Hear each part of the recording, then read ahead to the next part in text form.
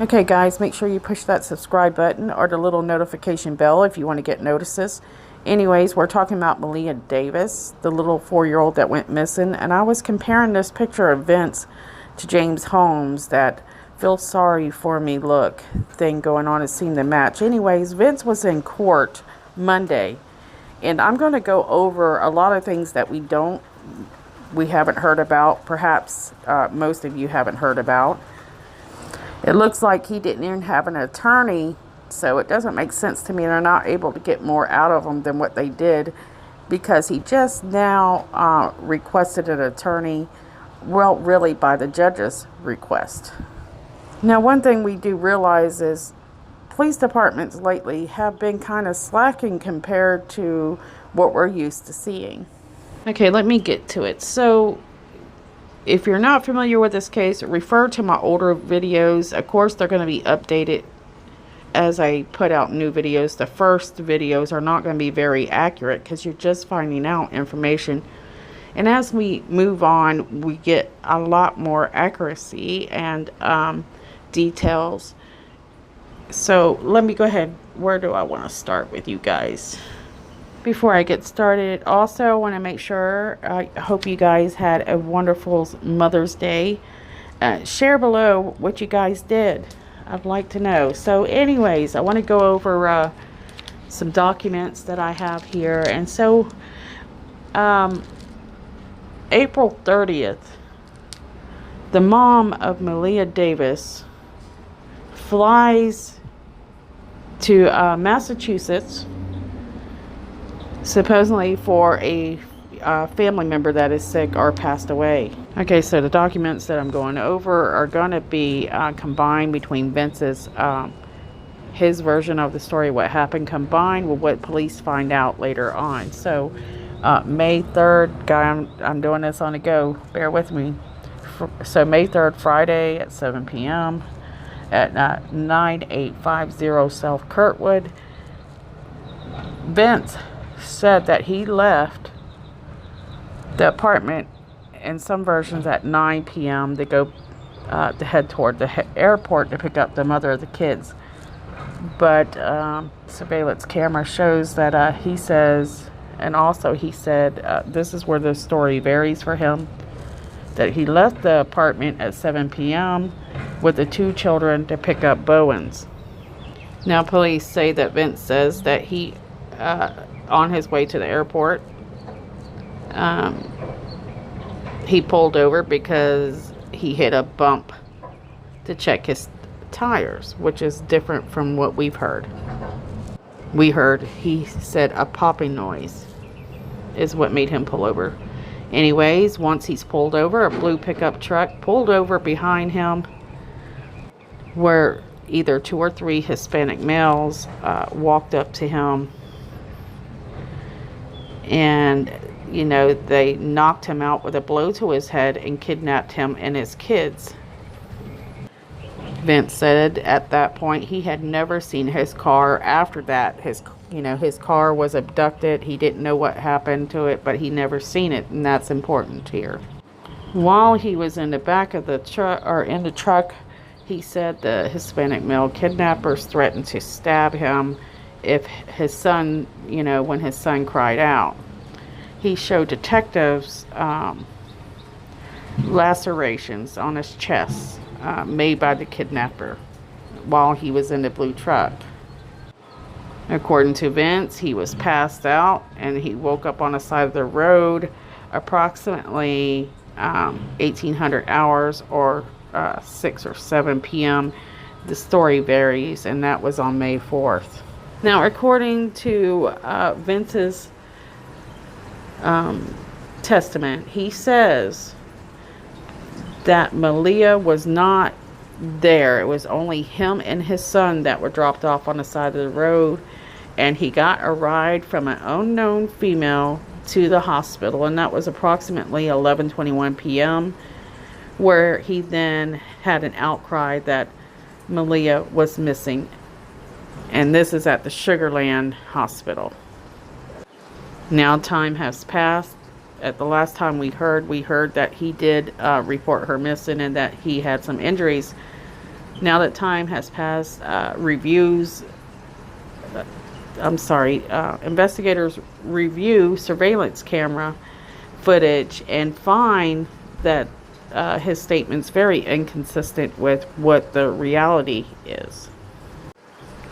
So as they pull up the surveillance camera, one of the footage that they got from a neighbor's security camera, which is at 1:40 p.m. May 3rd, you can see Vince is carrying a large blue laundry basket with a large black plastic bag inside of that basket. And it appears, if you look at his muscles and stuff like that, it does look like he's carrying something pretty heavy. Vince then walks out of the range of the camera and returns 3 minutes later without the basket and walks back into his apartment that he shares with Brittany. So investigators note and see that he actually, leaves and returns a few times in that period. And at one point they see him with a bottle of bleach as he is leaving the apartment. Okay, so approximately around 1840 or 6:40 p.m., his time kind of corresponds with what time he leaves for the airport, according to this document. Not what we've seen, but this document. Because we were told that he said he left around 9. But before he leaves the apartment, the biological father of MALEAH Davis says he went to pick up MALEAH prior to 7 p.m. Friday the May 3rd and asked to see MALEAH, and Vince would not allow him to see her. And I want to talk about that another time, but I wonder why he didn't call the cops. And now we're going to go ahead and skip ahead to Sunday, May 5th of 2019. So Detective Sharp went to the apartment of Vince and Brittany Bowens with their approval to investigate. She says she found several drops of blood in the hallway, and those drops of blood led to the bathroom of their apartment. She also found other spots of blood on various surfaces in that bathroom. Okay, at this point, they're calling more investigators in. I'm sure they don't say that here, but that's probably what happened. And where they spray a chemical that will react with any blood that you can't see. It illuminate and glow. And from there, they said that they tested and collected swabs and sent everything for testing. And what they said was that most of the samples that they collected, the blood, etc., was mostly female component, and tested as the offspring of Bowens. But really what got to me is this next thing, is where police collected the video surveillance from the hospital in Sugarland, or Sugarland, however you want to say it. And they see that Vince actually pulled up in a silver Nissan Altima. It was the same vehicle he claimed that he never seen again. So Brittany Bowens was allowed to look at this surveillance footage where she confirmed that was her car. And the car actually had been found later in Missouri, Texas, where they, took the car in to be tested. And the things that they found are very shocking. So they had the cadaver dogs, and it seems that the cadaver dogs confirmed that there was a decomposition scent, and they also found the blue laundry basket and a gas can. And according to MALEAH's mother, Brittany Bowens, Bowens, I keep wanting to call her Bowers. If I say that, just ignore it. Bowens, she said that she'd never seen that gas can. It's not something she's seen before. Now, Brittany Bowens, she has not been arrested. And in my opinion, I believe that once she admitted, she knew there was a long history of abuse and speculation that even the child was molested by the stepfather. She should have been arrested, guys. But instead, Brittany is seen with the support of an activist standing by her side. And he's the one speaking for her.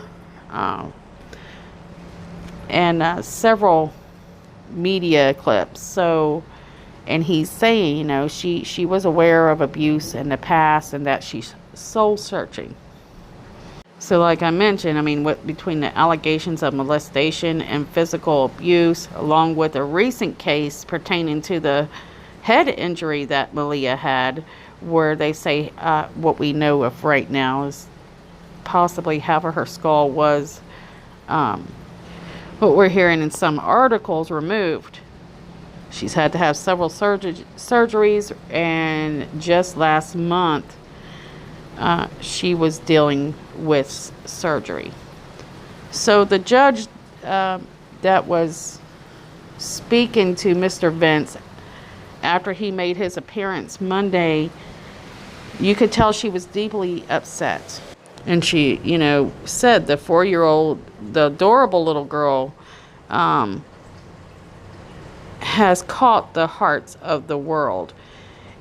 And after, I don't know who the guy was, he mentioned a $500,000 bond for Vince. The judge said, you know what, no, we're not going to do that. We're going to go with a $1 million bond.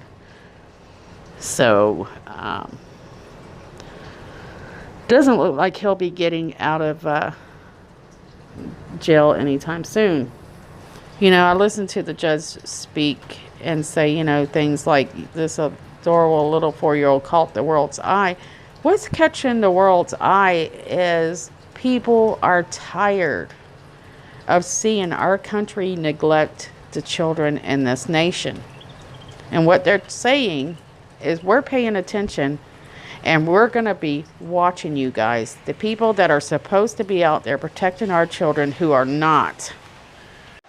The growth of sex trafficking, the growth of kidnapping, and the ridiculous amount of children being killed by their own parents is overwhelming and unacceptable in this country. So I'm going to say I'm pretty proud of America right now. They're really starting to come together as a team.